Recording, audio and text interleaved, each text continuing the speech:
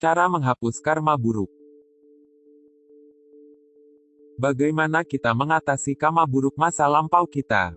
Untuk mengatasi karma buruk masa lampau, Sang Buddha berkata bahwa kita harus melakukan banyak karma baik sekarang ini. Sang Buddha memberikan perumpamaan yang indah dari garam dan air. Pada masa Sang Buddha, tidak terdapat garam halus seperti yang kita punyai, tetapi mereka mempunyai bongkahan garam. Jadi Sang Buddha berkata, andaikan seseorang mengambil sebongkah garam dan meletakkannya dalam secangkir air, mengaduk, dan meminumnya. Air tersebut tentu saja terasa asin. Tetapi, jika orang tersebut mengambil jumlah bongkahan yang sama, dan memasukkannya ke dalam air sungai, dan mengaduk air di sungai, dan meminumnya, asinnya tidak terasa karena jumlah air yang sangat banyak di sungai.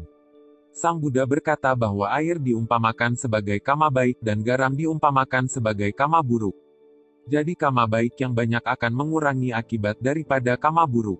Oleh sebab itu, sangat penting bagi kita untuk melakukan banyak kebajikan untuk mengatasi karma buruk masa lampau kita. Apa yang telah berlalu, tak dapat kita rubah, kita hanya dapat mewaspadai saat ini.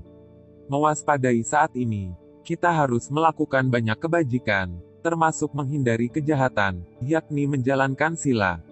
Semua karma yang kita lakukan memiliki potensi untuk berbuah. Tetapi, tidak setiap karma akan matang.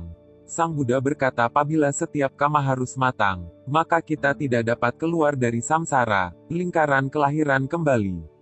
Ini dikarenakan timbunan karma kita sangat besar dari banyak kehidupan lampau kita. Contoh yang baik adalah Angulimala, bandit yang membunuh ratusan orang. Dia tinggal di hutan, dan dia juga sangat kuat, bertenaga dan cepat sehingga dia membunuh banyak orang yang berjalan melewati hutan. Dia mempunyai kebiasaan memotong jempol dan jari dari orang-orang yang dia bunuh, dan membuatnya menjadi kalungan bunga yang dipakai di lehernya. Itulah sebabnya dia dipanggil Angulimala, yang berarti, pemakai kalungan jari.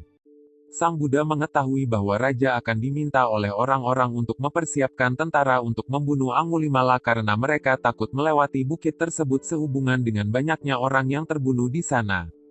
Dengan niat menyelamatkan Angulimala, Sang Buddha berjalan ke atas bukit sendirian untuk mencarinya.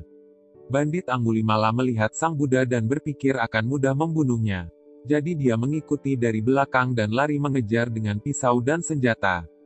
Dia ingin membunuh Sang Buddha. Tetapi walaupun dia berlari sangat cepat, dia akhirnya tahu bahwa dia tak dapat mendekati Sang Buddha karena Sang Buddha menggunakan kekuatan supranormal. Jadi Angulimala berhenti dan meminta Sang Buddha untuk berhenti. Sang Buddha berbalik dan melihat Angulimala, dan berkata kepadanya, "Saya telah berhenti, Angulimala, berhenti jugalah kamu." Angulimala berpikir sendiri, mengapa orang ini berkata saya belum berhenti dan dia telah berhenti? Dan dia meminta Sang Buddha untuk menjelaskan. Sang Buddha berkata kepadanya, "Saya telah berhenti melukai semua makhluk tapi kamu masih belum." Sang Buddha kemudian mengajari dia Dhamma dan setelah mendengarkannya, Angulimala sepenuhnya berubah. Angulimala melempar senjatanya dan meminta Sang Buddha untuk mengizinkannya menjadi beku. Jadi Sang Buddha berjalan pulang ke vihara, dan Angulimala mengikuti beliau, dan menjadi beku.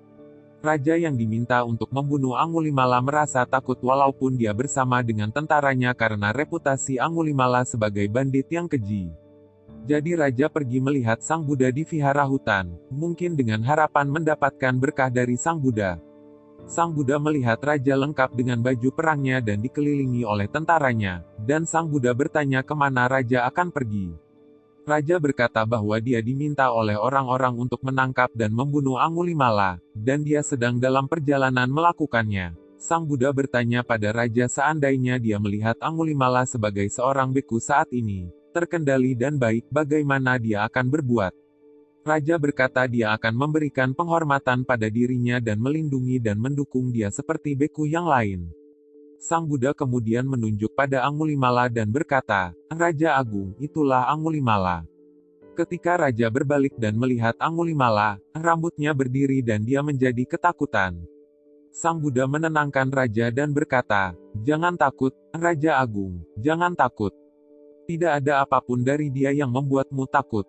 Raja sulit untuk percaya, tetapi dia setuju karena Sang Buddha yang berkata demikian. Oleh karenanya, Raja memberikan penghormatan dan mendukung Angulimala. Kemudian Angulimala berusaha dengan sangat keras dan menjadi seorang arahat. Coba pikirkan hal itu. Dia tidak harus dilahirkan kembali di alam neraka untuk ratusan ribu tahun untuk membayar hutang karmanya. Jasa kebajikan dari pelatihan kehidupan suci dan mencapai tingkat kesucian sangat besar sampai-sampai dapat membebaskan kita dari kelahiran kembali di alam yang menderita. Jadi kita bisa melihat di antara ketiga landasan tindakan bajik, perkembangan batin, bhavana, melampaui kemoralan, sila, dan kedermawanan, dana.